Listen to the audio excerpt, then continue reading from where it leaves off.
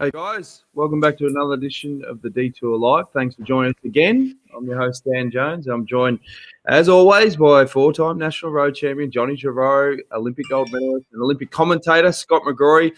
Fellas, it's the Queen stage. It doesn't get much bigger than this. And we said it the other day when we had that famous climb up to Zonklin, how excited we were.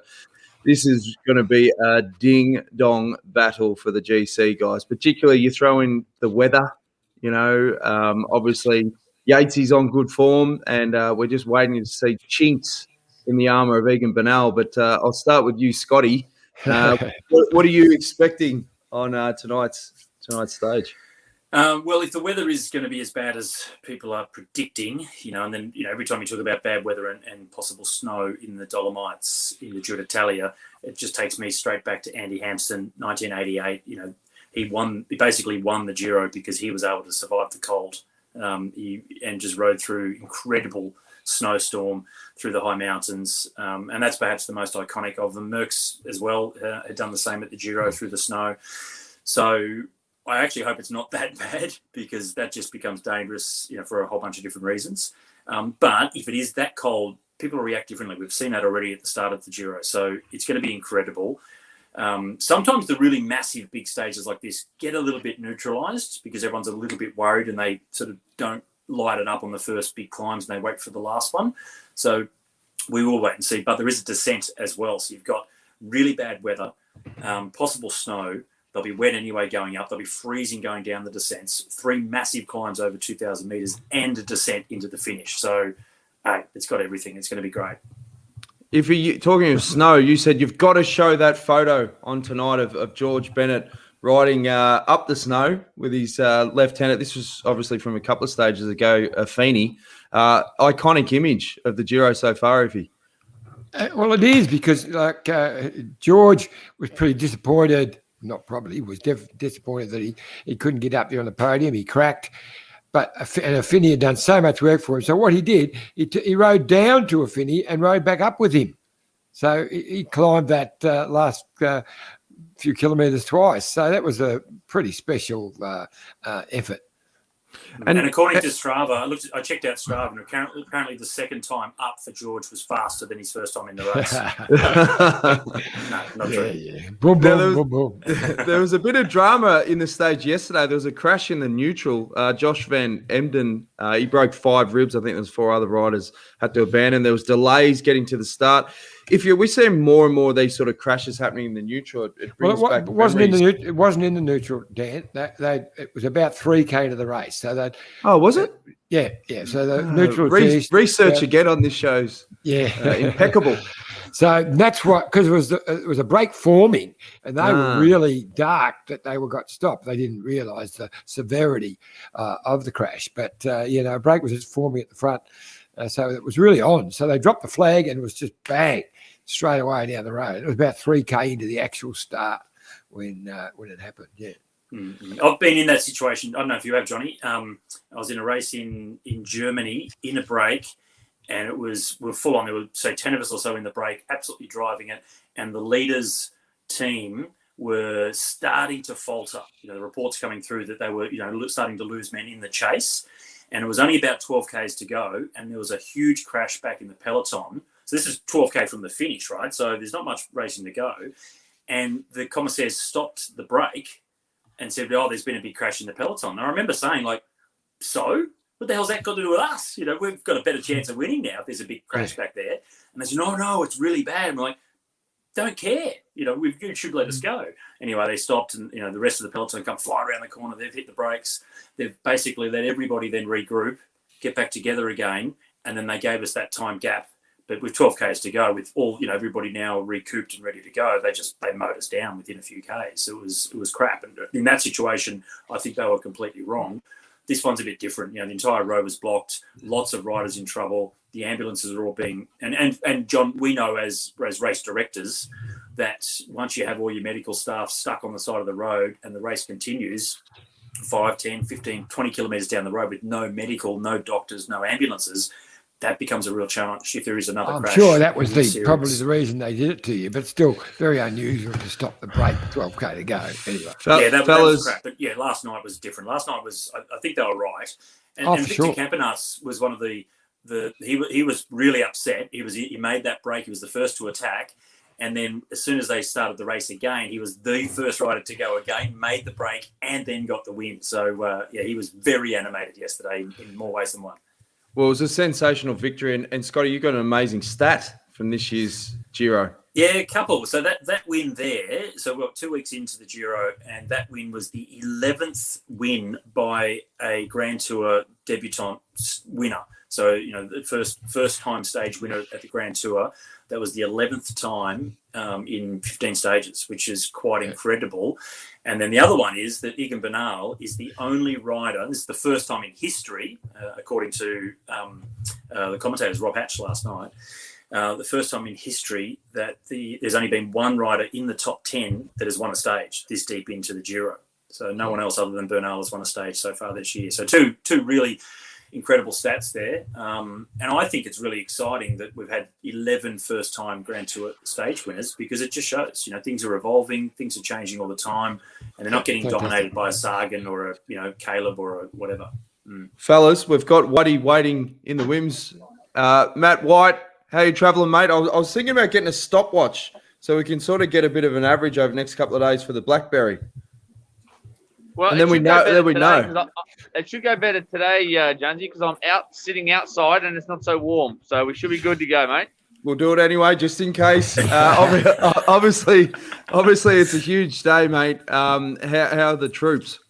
They're good, ready to go. I can hear a bit of. I'm sitting underneath the bus to stay out of the rain.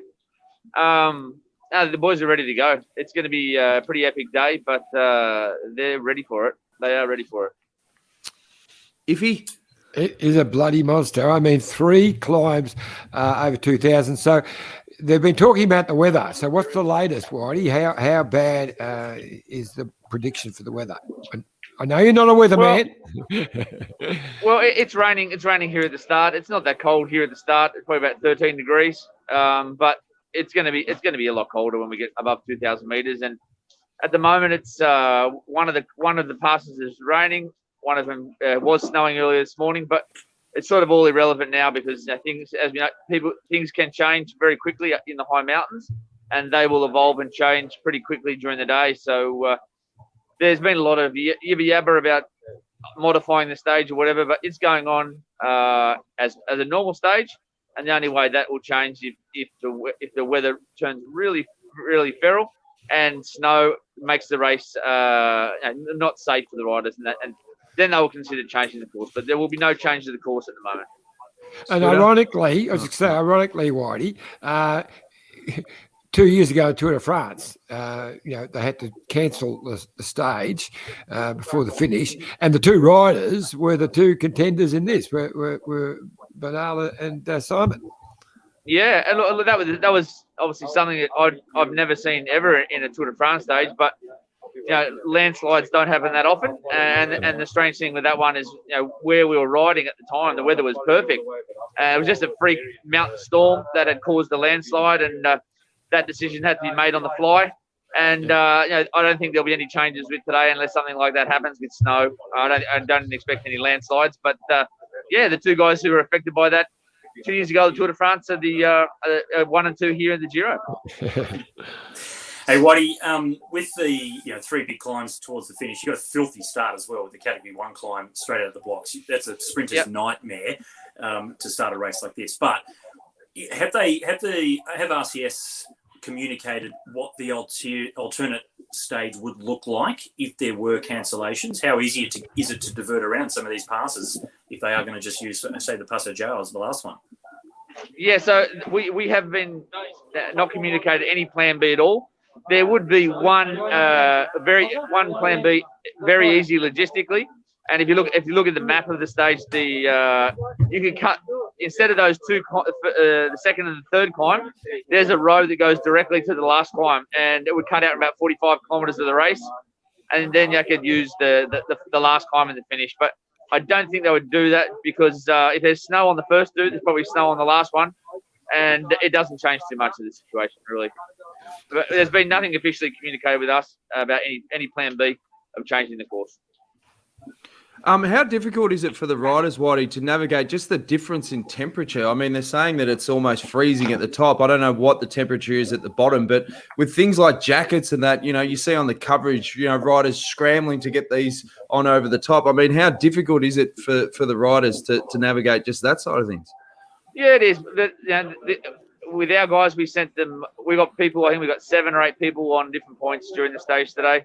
They knew that last night, so they went through the process last night of packing different bags and different jackets and things to put at those points. So we're prepared for the worst, and if it gets any better, it'll be only a bonus. Is it something that riders should train for, on how to put a jacket on and practice that? Because some of the guys, it looks like, the frog in a blender. Well, I just think the issue now is the clothing's so tight. Yeah. That when it's wet, it is hard to get on. But now we've got some of our key guys as well have got jackets with Velcro on them, so it makes it a little bit easier to get on quickly. Do you go? We had like in your day, my day, I know we did. You get the long sleeve rain jacket. They weren't as tight as they are now, and it's like around the sleeves now. They're really you've got to really pull your hand to get them through. But I know we used to always we'd often cut the sleeve off, so you had just like a short sleeve rain jacket, so you could put an arm warmer on and still sort of stay warm in your arms. But that was just so much easier to get on and off. I see that everybody though is putting these long sleeves on all the time now, so they're not doing the old cut the sleeves down a bit. Yeah, but I probably think today because we are so high and the weather is so cold that I think a lot of the wet weather gear or the gabba jackets or the real heavy duty material will probably just stay on all day, or once it's on, it won't be coming off. So because we are starting in the rain, a lot of the guys will have a lot of their equipment already on, and maybe add a jacket or two on the route. Take a wet one off, put another one on. We used to take the piss back in the day on the backstage. How many times you'd have to say eat and drink, eat and drink. How crucial is that on a day like today? Yeah, I think there's been a fair bit of development over the last couple of years with nutrition, and everyone's well aware of fueling, and that's not just for today. Today it's over the 3-week period, and guys are weighing their food, and we've got a really good system set up there, managing their calories in and out during the stage, so that what we want to avoid is a deficit during the stage, because you might be able to get away with it one day, but you're going to pay for it down the track. What do you think is going to happen in the tactics today, mate? You've got a break will try and go, but you really couldn't see it succeeding today, could you? Succeeding, highly unlikely, but something will go on the Cat 1 climb. And it's up to Ineos will be the ones who will be controlling the tempo of the day. If they want to let it go, if they want to bring it back, it's up to them. And then I think the key guys are going to obviously battle it out on the final climb of the day. Now, I saw in an interview, Whitey, that Yatesy was saying that in the early stages of the Giro, he was suffering from a few niggles and muscular problems. Now, I actually suffered from leg cramp for the first time 2 days ago. And I'll tell you what, get him one of these things. You know those massage guns? Have you got these in the team now? They sort any niggles, mate. They do. Well, we have, I don't know what brand your one is, but we do use those sort of guns as well, mate. What about yourself? Are you still running the massage chair? I've got a lumbar support. Without a lumbar support, I wouldn't get through a stage.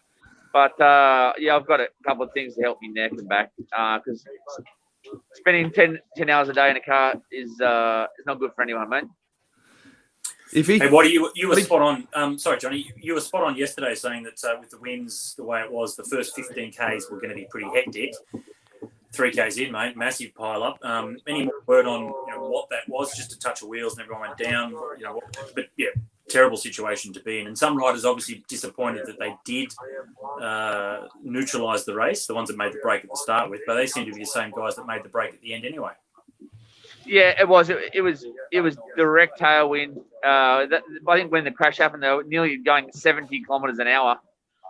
There was a lot of nerves in the bunch. It just was a clash of wheels, and with pretty horrific circumstance with so many guys crashing, the UCI and the race made a really good call, because when you've got so many guys on the deck, there wasn't enough ambulances to then follow the race. So if all the ambulances had stopped and they'd continue, it's a very similar situation to I can't remember which tour it was when we lost Matthews and Impey and Simon Gerrans. The race was neutralised because all the ambulances were full, and so it's the same situation yesterday. And they made a good call, and they made it quickly, which is always a bit of clarity in those sort of situations. Always helps. Johnny?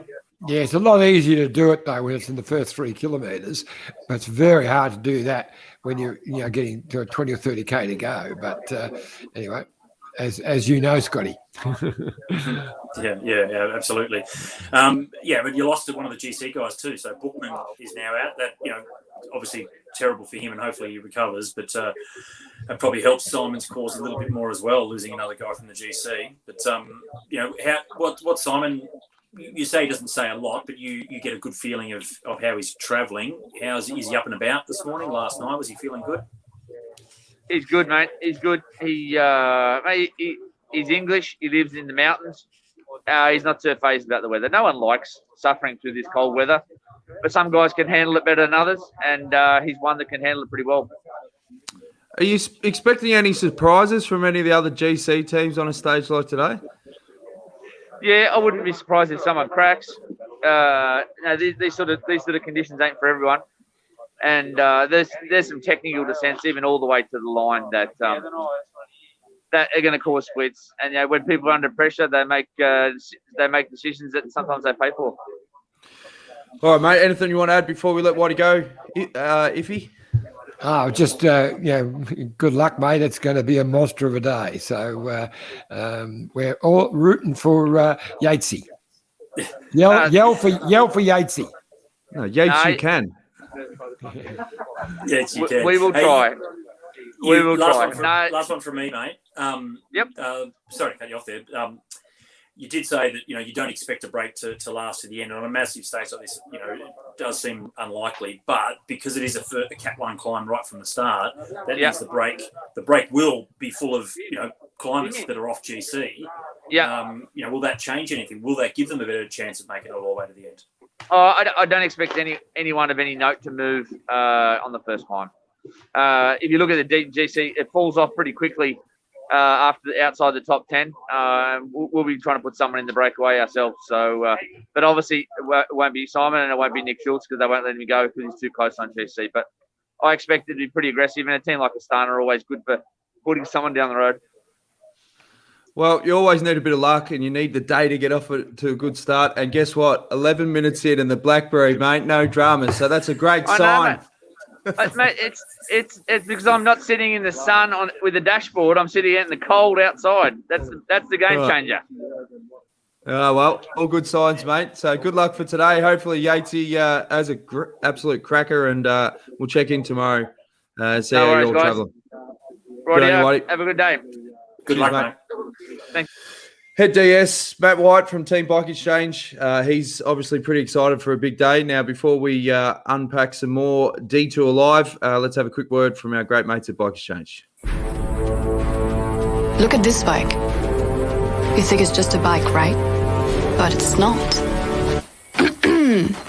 It's a bike 374 people are looking at.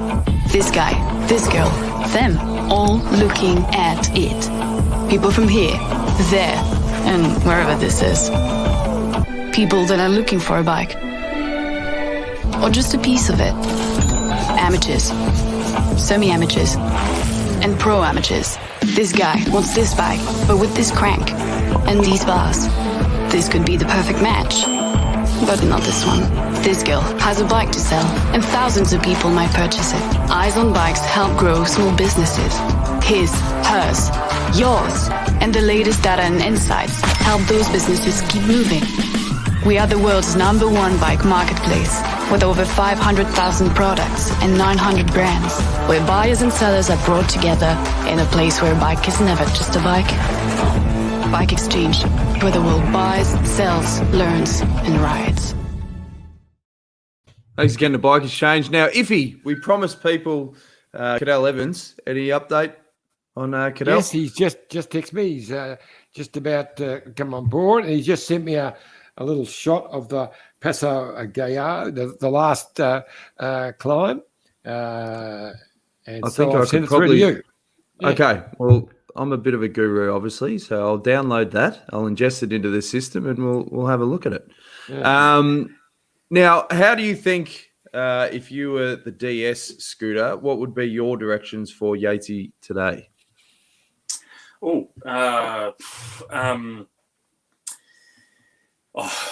Look, he's an experienced guy. He rides on feel. We saw that the other day. You know, when they got onto the Zoncolan, he was the only one that attacked first of the GC guys, and that's what blew the race to pieces.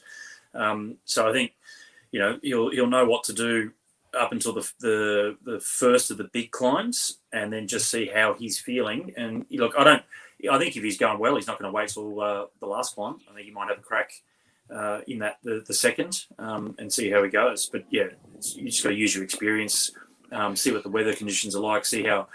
It sounds like he's going to be okay in these conditions, and we can see how cold it's going to be. Yeah, it's not till you go over the first climb and really get, you know, you're wet right through. Then you go down the other side, wind chill factor. All the guys will be freezing. When they get onto the second climb, that's when we'll start to get a real idea, or they'll get a real idea of just how their legs are handling the cold after that first descent. Because the first climb, not from the start, but the first of the big climbs over 2,000 meters, they'll be pretty warm. You know, they'll warm up once they're going up there. It'll be fine, but they will be drenched if it continues to rain. So they'll be wet right through. And then it's on the descent of that first climb where they really will start to get cold before they hit the next one. That's when the riders that struggle in the cold will start to take effect. And I think they have to wait until then, for Simon at least, to see just how they feel. I've been in that situation. I was very stupid, young and naive in Turin, Austria in my early days, and very underprepared. Started in the rain, went out into a mountain stage. It went from rain to sleet to snow. It got cold, but as we were climbing, I thought, oh yeah, it's not too bad. I'm still fairly warm. Went over the top and then descended and absolutely froze. It was incredibly cold. I remember stopping on the descent. It was so bad. And a Russian rider came past screaming. He was in such pain from the cold. I got back on, kept going up the next climb. You start to feel warm again. No, it's not too bad. Then you come down the next descent, same situation. The wind chill factor was just extreme. And I lost my big toenails after that stage. I got frostbite in my toes, and my two big toenails fell off. They went black, and then a few days later they came off. So yeah, I just completely underprepared. So we're gonna have to wait and see how cold and how bad it is today. but other than the toenails, all good. Yeah, well, interesting story with the toenails, right? Because, you know, obviously they're pretty sore. I had to wear thongs then for a week or so, and couldn't put my feet in shoes. And how did the thongs go on the bike? Did you have cleats on the bottom of the thongs or what? No. Yeah, thongs didn't go too good. I probably should have. If I had a pair of Crocs, might have been better. Crocs with a bit more support. But yeah, so I wasn't racing because of this. I had to pull out.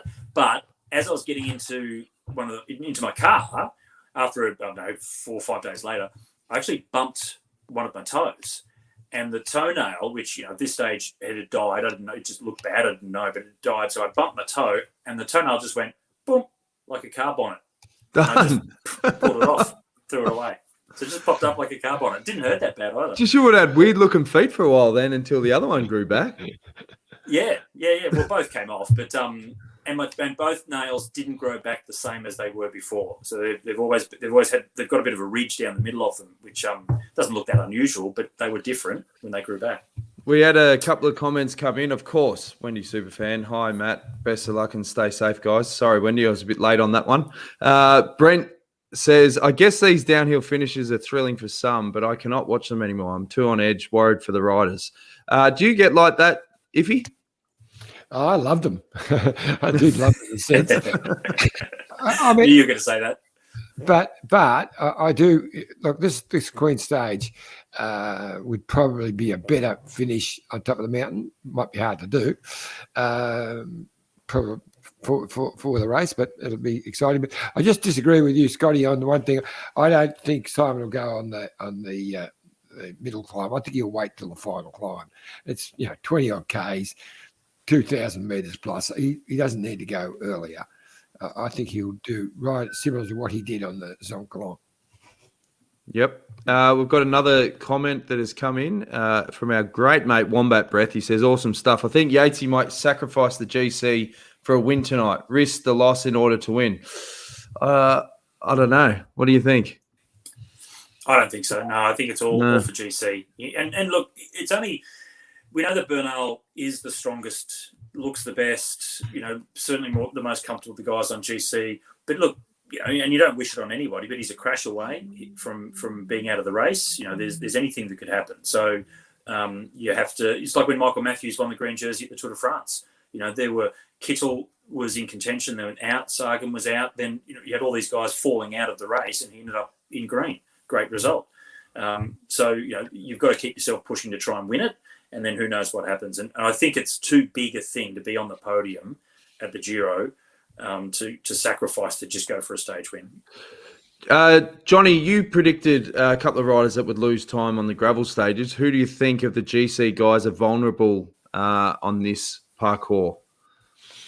Well, I reckon Evenepoel will crack completely today. He's cracked a little bit last time, but I don't think he'll be anywhere near the front of it. He's the main one. Ciccone too. He's been up and down, but I don't know how he'll go over these ones today. We're joined again by Australia's greatest cyclist, 2011 Tour de France winner, Cadel Evans. Cadel, we really appreciate you coming back on the detour, mate. The last time you're on, the fans love seeing you. They love seeing Blake. We look forward to his expert comments in about 5 or 6 years' time. You've seen a bit of the course. What are your thoughts? Yeah, so just update me. So I've been out running in the forest. Haven't checked the news this morning. The whole race is going ahead and everything, right? Yeah. Yes. Because I'm actually I'm in Cortina d'Ampezzo right now, and I rode the last descent yesterday, and I rode the last 18 k's in reverse, out and back, and snowed on the way up. Stopped snowing for the descent back down. I was cold just riding at 2:00 in the afternoon.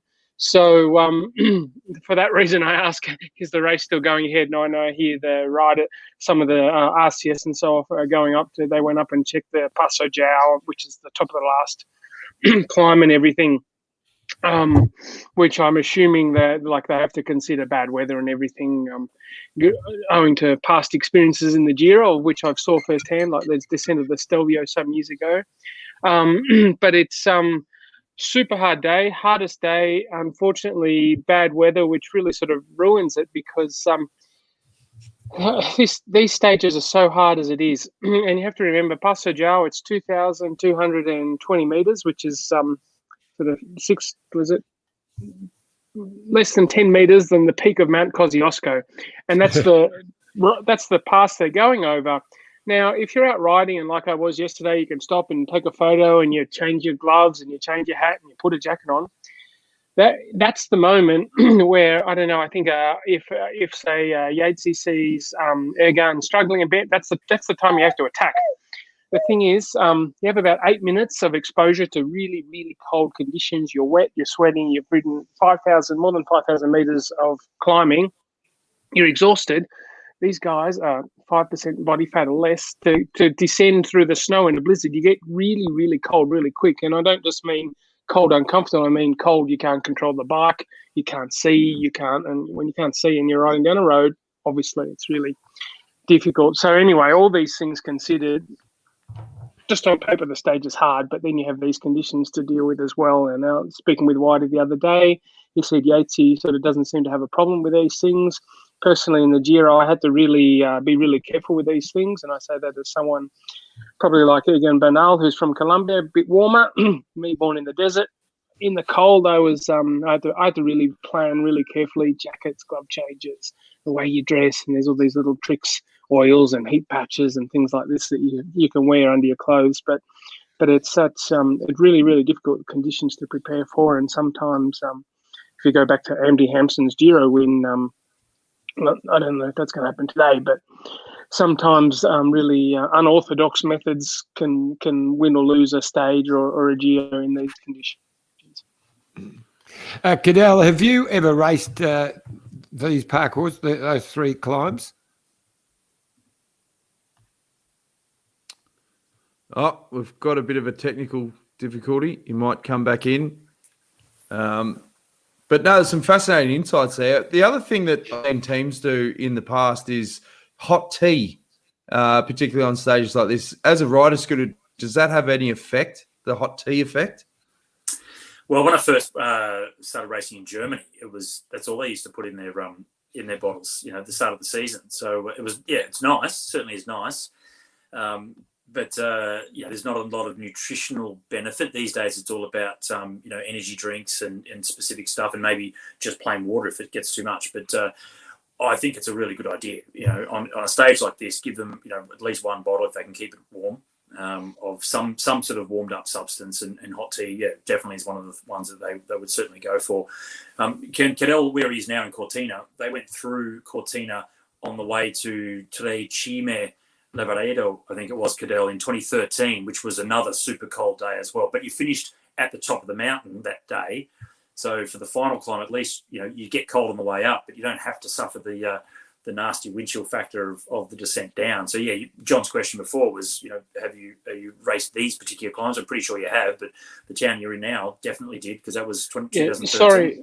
Yeah, I dropped out before, but just referring to that stage, we planned to race Passo Giao in 2013, but it was actually cancelled for exactly that reason. So we finished on Trecemi Lavedo, but we came on in a different direction through Cortina to for that reason exactly. To descend down is so extreme that, and particularly in this case where you finish at the bottom of the descent, already this descent's kind of it's not an easy one to manage.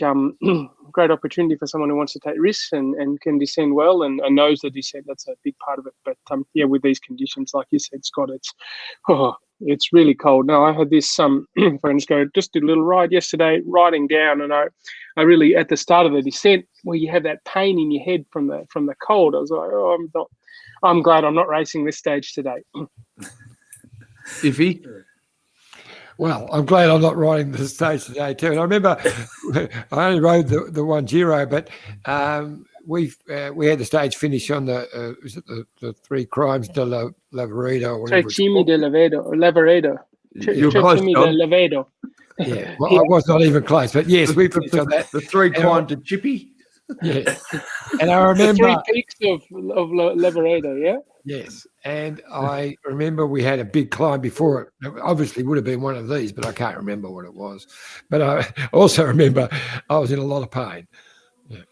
Well, I want to ask you, Cadel, the way Yates is riding obviously is a big contrast to 2018, where he was, doing a lot of work early and then he cracked towards the end of the week.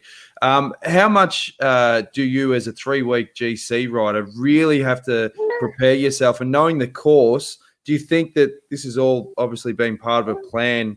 And are you expecting Bernal to show any sort of weaknesses in that last week, given how many bickies he's had to burn in this first sort of 16 stages?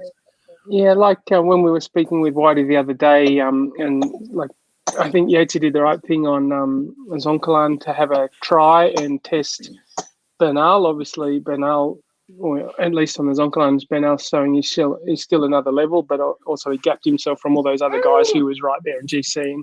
And as a GC rider, anyway, you can even just get 10 seconds or 5 seconds. It's every second matters at the end, because when you might come to Milan with a 2 second deficit off the podium or something, and so you always have to prepare for these situations. But then I see Ineos are so solid this year, and they've just got it seems like they're only using Puccio and Garner on the front thus far, and Bernal looks really solid. And normally Bernal, being a Colombian in Ineos, probably is a bit different than the other Colombians, but normally the Colombians come into their own in the third week. So he's proven himself over 3 weeks, obviously. So he's not I wouldn't be counting on Bernal cracking, to be honest. But I think Yates is in a perfect position, and it's a matter of waiting and at least whether Bernal cracks or not, or just sees a weak moment in Bernal just to be there ready to pounce. And that's what I'd be saving all my energy for that I could. And where today, the descent particularly could be one of those opportunities, the descent of Passo Giao. What do you think? What are your thoughts on, so you've got Caruso in third, Vlasov, then Hugh Carthy, Ciccone is in 6. Evenepoel, we think this is probably a day where, John was saying earlier that wouldn't be surprised if Evenepoel really did sort of crack a bit today. But from those others, Caruso, Vlasov, Carthy, and Ciccone, what are your thoughts on those guys? Do you feel that they are, basically trying to just be the last guy on the podium, or do you think they have more ambition than that? And what do you reckon? I think Vlasov, I don't know him as a rider very well, and so far until the Zoncolan, he looked really solid. And the Zoncolan, being sort of such a particular kind of climb, it may have just been that he's great everywhere, but not really on the really steep stuff maybe. So, how solid Vlasov looked initially. I think he's still a podium contender. Caruso in the past, certainly lots of experience, but he's never been there right there till the end. So whether if he can just stay consistent, and this point in the Giro, well, I'd be taking it day by day, because these days are so hard, and just getting through today would be the first thing. First plan in for any of those guys. Ciccone a bit further off GC, he's got less to lose. So in his case, maybe if I was in his position, I'd be looking at maybe doing a long attack, or risking going away on if he can get away from it, Bernal on the Passo Giao, or maybe he goes away on the descent before or something, because he's further down on GC. But at the same time, it's his first time in the first 10. Maybe for him just to finish in the first 10 of GC is really something special. But then on the other side, the Giro is so much about being consistent and regular. So sometimes, unfortunately, it doesn't add to the drama of the racing. But if you're sitting there in 3rd or 4th and you're just there every day, and you come in with some reserves into the last few hard days, and the guys in front of you are just exploding, you can make up minutes. So there's also that way to race where you're just being consistent and going through. And for someone like Caruso in his position, I'd be doing that, just being careful and waiting to one of the guys falter.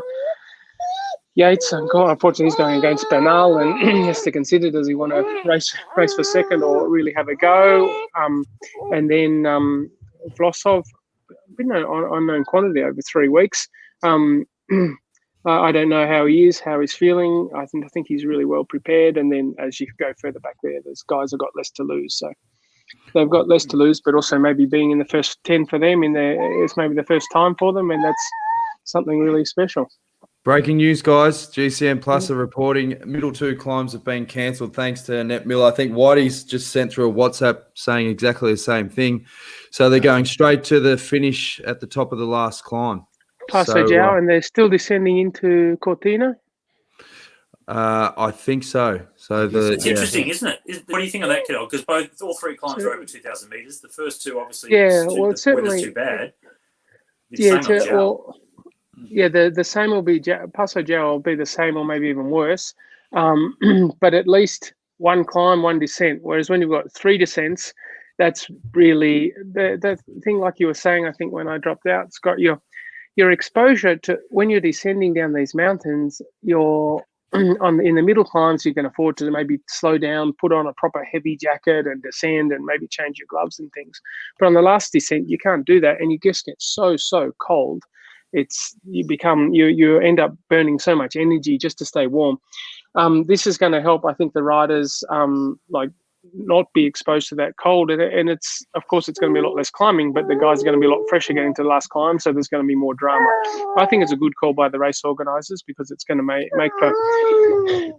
it's not going to be an Andy Hampsten win the Giro stage. It's going to be a tough guys dramatic stage without people being taken to hospital for hypothermia drama, like in the case of Andy Hampsten's win. I think it's a good call by the organisers.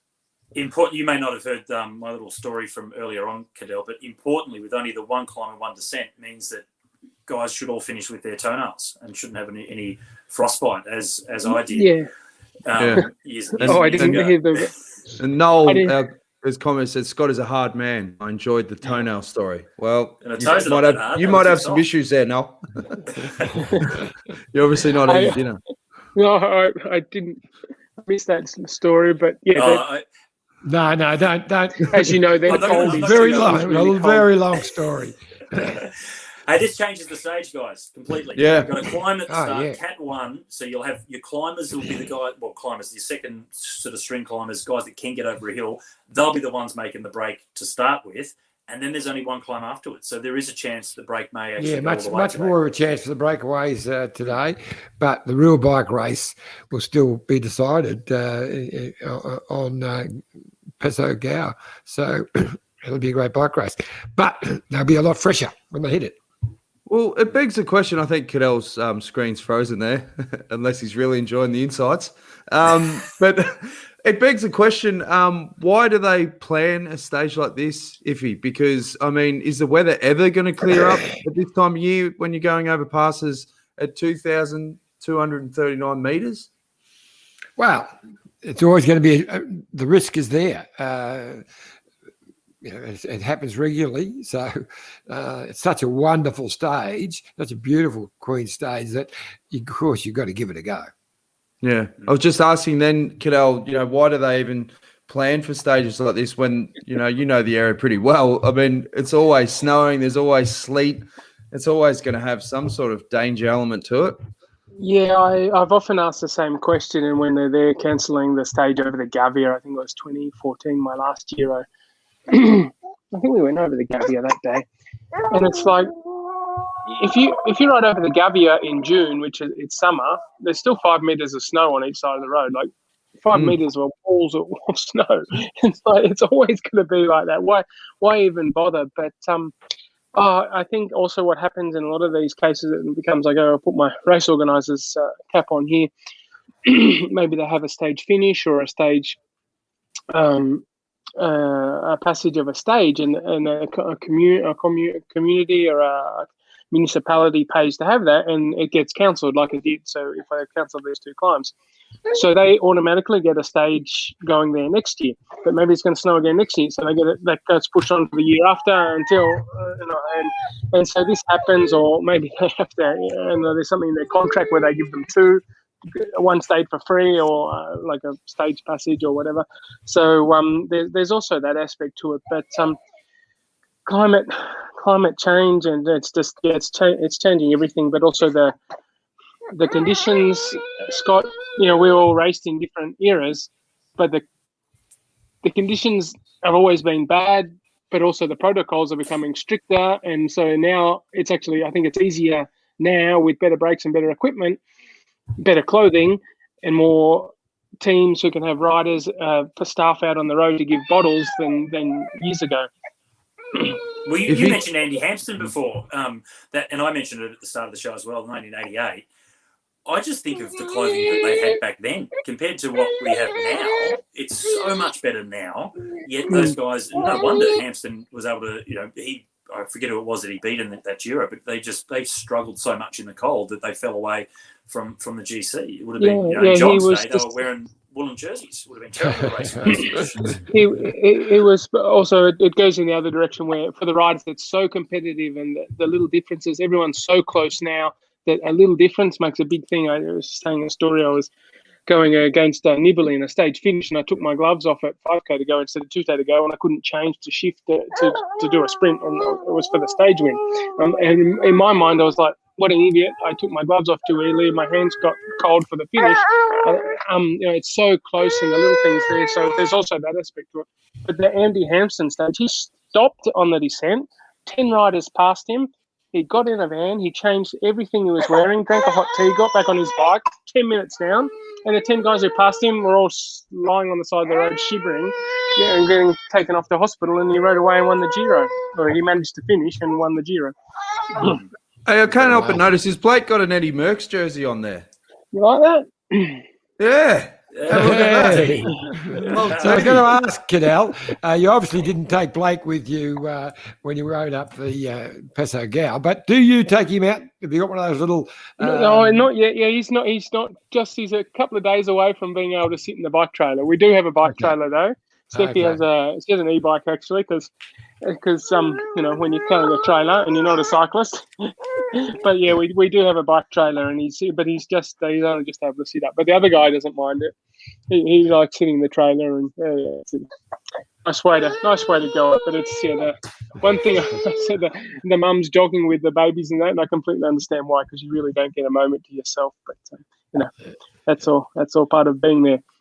Hey, before we let you go, Cadel, I mean, in your era, you raced against a lot of super teams, and there were so many instances where, particularly in the finals, you're isolated on your own. We're all talking about the super teams like Ineos. How can you use that sometimes to work in your advantage? Well, yeah, because you put this question to Mick Rogers the other day, and I think, like, now obviously Yates has put himself into a position, he's the next guy, the biggest threat to Ineos and Bernal. But when he was with that whole group of riders, and you've got a strong team like Ineos, you use that to your advantage because you know that they can control it, you know that they're not going to crack, and you can rely on that. Whereas when you have someone like some teams in the past, and all of a sudden they fall to bits on the first climb, you're like, what's going to happen here? And the left, right guys are attacking. It's a bit harder to plan for, but at least you know that. But then at the same time, are they so solid? Are they going to crack? Is Bernal even going to crack? Or do you just have to wait for signs of weaknesses? Or maybe I'm hoping Yates has done his homework and knows this descent. He's ridden it well. It's very technical. First section's like heavy braking, fast approach into really steep switchbacks, really good road, really good asphalt, but then afterwards really flowing, super nice. But of course, if it's freezing cold and your hands are too cold even to put the brakes on it, might limit that opportunity, but that's all. Yeah. Well, we really appreciate you coming on the show, mate. Blake, thanks for coming on, buddy. He's patient. Thanks for having me along. He's great. All good, mate. Thanks, Some great mate. insights, mate. We really appreciate it. And before you go, have you got a tip for the stage, or is Blake reckon Yatesy can do it? I'm thinking, what do you reckon? What do you reckon, Blake? I was thinking it's going to, without the middle climbs, maybe even more so, early breakaway with a Louis Leon Sanchez of the sort of breakaway possibilities. Or I was thinking if Nibali would really have a go at it in a stage like today, maybe without the middle climbs. That's to his advantage. All right, mate. Well, we really appreciate you coming on the show again, mate. And all right, all the best. Thanks very much, guys. See you. Thanks, mate. Yeah, cheers, mate. Thanks, mate. 2011 Tour de France winner Cadel Evans, some great insights there. Makes some good points. Do you reckon the Shark, now that they don't have those two middle climbs, this falls into his lap a little bit? Good descender. Great descender. Yeah, certainly increasing. And look, the other one that'll be happy with this decision is Remco Evenepoel. He'd much prefer to have to race one climb rather than all three. I had a couple other questions for Cadel, but Blake, I don't think we could have carried. Oh, he was done. Blake Blake was done, which is fair enough. So hopefully we can get him back on, because I would like him to answer a couple of interesting questions just about back in the day. But couple of other good descenders. Caroline said Cadel and Philip Gilbert racing downhill is a good descent to watch. Definitely. Better brakes, Cadel. The leaders team is still on rim brakes. Yeah, interesting. True. Yeah. And that comes up with a lot of the old schoolers talk about rim brakes versus disc brakes, and like the traditionalists don't like disc brakes. They much prefer rim brakes. They think they look better, all that kind of stuff. But in these conditions, you definitely would prefer to have disc brakes, that's for sure. And one of the main reasons, if not the main reason, my understanding of why Ineos are still riding rim brakes is because their bikes, in the disc brake version, they can't get that down to the 6.8 kilogram weight restriction. So there's a team that, marginal gains, they have to do everything correct, absolutely right, for the best advantage, and they're not going to ride bikes that are over the minimum weight. So the only way to achieve that is with their rim brakes. And final comment from the crew, Tony McIntosh says, guys, do you give Yates a chance realistically of winning the Giro? Of course we do. He's running second in the bike race, and you've got the hardest days to come. So, of course, it's a chance. Matter of fact, he's my pick for today. And how does the two climbs, is this to a detriment of Yatesy, or is this to his benefit, Scooter? I think if you go back to the Zoncolan stage, then it's to his benefit. He just needed the one climb to go whack and right away. Okay, it's a different gradient, but that's the only form guide we have for one final hit out before the finish, and he's a good descender. So I think it's probably it may not be more to his advantage, but he knows how to do this. He did this only a couple of days ago, go whack on one climb. I think if he's really coming into form, then it probably would have been better to have the other 2 climbs to soften up all the other GC guys. I just don't think it would have softened up Bernal so much, but the weather may have. So I think it would have been better for Yatesy to test Bernal in the really extreme conditions to see if he could cope. So I think this actually helps Bernal. Geez, it was a good thing we went live at 6 p.m. Melbourne time and got that news whilst we were talking about it, because, geez, if you did a preview and all you're talking about is the stage as it is, it changes it a bit. All right, fellas, who's your prediction for the stage then, based on the changes? Well, I've already given you mine. I said Yatesy. Yep. Yatesy, okay. I'll think, well, Whitey did say that you're going to try and get a rider in the break because it is a Cat 1 climb to start with. The next 2 guys after, so Yatesy, then Nick Schultz on GC, and then behind them is Tanel Kangertz, is at 19 minutes, I think. And then Mikael Nievi down at 33. Yeah, 33 minutes down. So I think those are the 2 guys that can climb that are down on GC that might try and go in the break. They've got to change their tactics now as well, though. So the break might go all the way. Do they then not let guys go on the break so they stay with Simon right through to the last climb? Or do they send someone up the road to either go for the stage or then rethink it if they are going to get caught before the final climb? So it's going to be interesting. From outside of that, they're the 2 guys I think that might be in the break if they're going to go for it. Bilbao. I'll go, if there's a break up the road, I think it'll be Bilbao. And I reckon Johnny's on the money if it's not a break. Simon Yates for the stage win if it's all together.